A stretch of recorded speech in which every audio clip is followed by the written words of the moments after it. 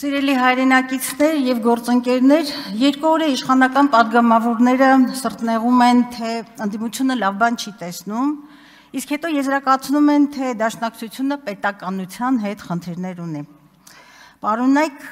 ես իսկապես շատ եմ փորձել լավ բան տեսնել, փորձում եմ շատ լավ բաներ տեսնել, բայց չի ստացվում, հավատացեք։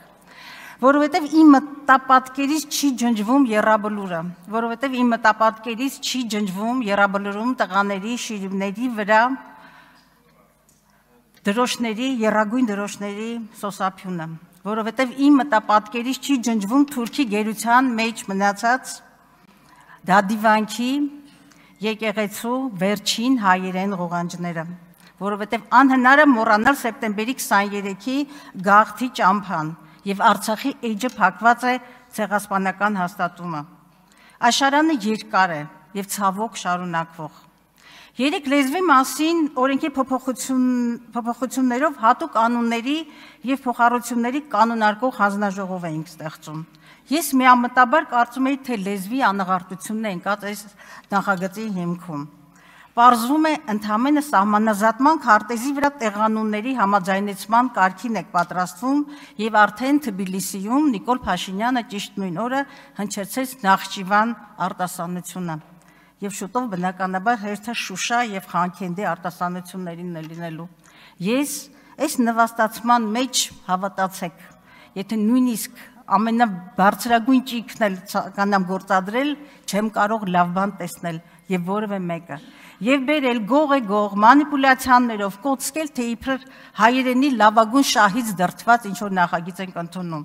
Հավանաբար հայերենի լավագույն շահից, մշակույթի և կրթության լավագույն շահից է բխում նաև ազգային ժողովի կրթության, մշակույթի հանձնաժողովի նախագահ, նախկին լրագրող Սիսա Գաբրիելյանի և բանասեր Թագուհի Ղազարյանի։ Ավարտվել է ժամանակը։ Ես 2 րոպե ունեմ, որտեղ մեր ֆրակցիայի անունից էլ պիտի։ Պարոն Ալեքսյան, լավ, խոսեք, հետո պարոն Ալեքսյանն եք խոսի, խնդրեմ։ Հա։ Ուրեմն հավանաբար հայ մշակույթի և կրթության լավագույն շահից է բխում կրթության մշակույթի հանձնաժողովի նախագահի, նախկին լրագրող Սիսա Գաբրիելյանի և բանասեր Թագուհի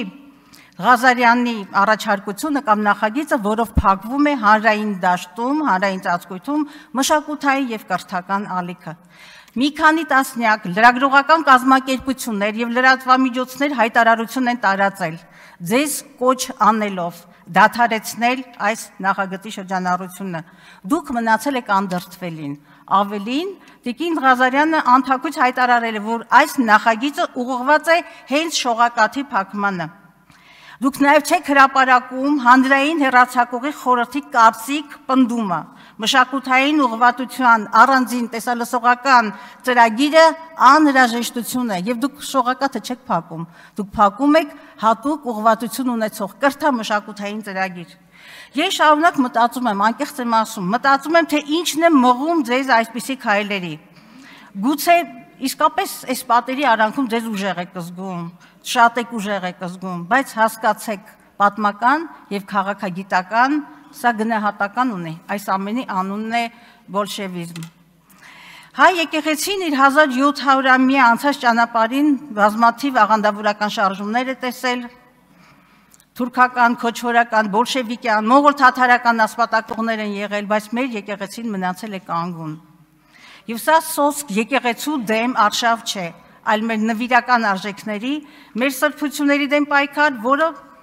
պարտված, հուսահատված մեր ժողովրդին էլ ավելի է տանում հուսահատության դուռը և ձեզ չի հաջողելու, հավատացեք, ձեզ չի հաջողելու փոխել մեր ԴՆԹ-ն։ Սիրելի հայրենակիցներ,